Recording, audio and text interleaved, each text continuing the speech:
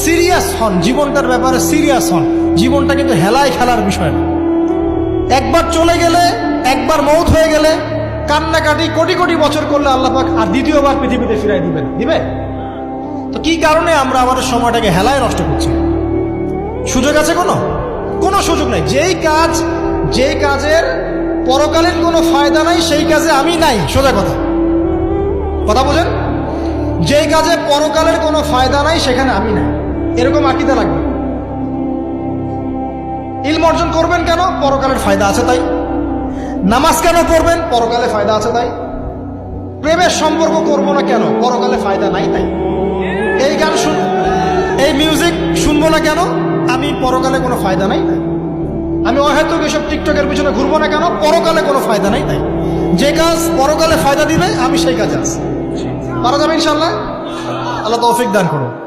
যুবক ভাইদেরকে আমি অনুরোধ করবো যে আপনাদের যৌবনটা আগামী মুসলিম উম্মার ভবিষ্যৎ। এই যে বলে না যে জাতির কাণ্ডারি হবে অমুক তমুক, কেউ জাতির কাণ্ডারি হতে পারবে না। জাতির কাণ্ডারি যদি হতে চায় তাহলে মুসলিম যুবকরাই হতে পারবে। যারা সারাদিন মাদকদ্রব্য সেবন করে এরা জাতিকে কিচ্ছু দিতে পারবে না।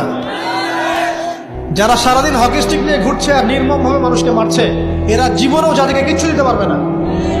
ফাসাদ সৃষ্টি করা ছাড়া কিচ্ছু করতে পারবে না।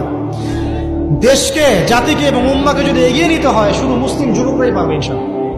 এবং কারা পারবে? যারা অন্য ধর্মের মানুষ কিন্তু মনটা স্বচ্ছ সৎ, তারাও পারবে। যাদের মনে সততা আছে অন্য ধর্মের হলেও তারা পারবে ইনশাআল্লাহ। যার মনে সততা নাই সে পারবে না। কখনো করাপ্টেড, দুর্নীতিপূর্ণ মন নিয়ে কখনো দেশের খেদমত, জাতির খেদমত করা যায়। বাংলাদেশের সবচেয়ে বড় সমস্যা দুর্নীতি। বাংলাদেশের 1 নম্বর সমস্যা দুর্নীতি। দুর্নীতি যদি না থাকতো আর সমস্ত কালো টাকা যদি সাদা করা যেত বাংলাদেশের মানুষকে আজকে না খেয়ে মরতে হতো না। 65% মানুষকে আজকে এই খাবারের সংকটে ভুগতে হতো না। সামনের দিনগুলো কঠিন হবে, ভয়াবহ হবে, এটা সবাই বুঝতে পারছে, হয়তো শুধু আপনারা পারছেন না।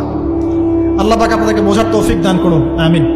সামনে যান, নিজের জীবনকে কাজে লাগান, যৌবনকে কাজে লাগান, একটা হালাল রিজিক সার্চ করেন। অল্প রিজিকে সন্তুষ্ট হয়ে যান, উচ্চাভিলাষী হবেন না। উচ্চাভিলাষী হওয়ার দরকার নাই, যতটুকু আসছে আলহামদুলিল্লাহ, এটুকুর মধ্যেই সন্তুষ্ট থাকেন। পারবেন ইনশাআল্লাহ। সামনে যাবেন, আদর্শ পরিবার গড়বেন। পরিবারের মধ্যে ইসলাম থাকবে। পরিবারের পিতা হবে ইব্রাহিম, পরিবার সন্তান হবে ইসমাইল, পরিবারের স্ত্রী হবে হাজরা অথবা সারা আলাইহিস সালাম। দিনদার ছেলে নাই, বিয়ে নাই। দিনদার মেয়ে নাই, বিয়ে নাই। ওই যেটা আপনি মনে করছেন রূপ সৌন্দর্য হাবিজাবি, কিচ্ছু থাকবে না ভাই, কিচ্ছু থাকবে না। 1 বছর 2 বছর পরে সব শেষ। দিনদার স্ত্রী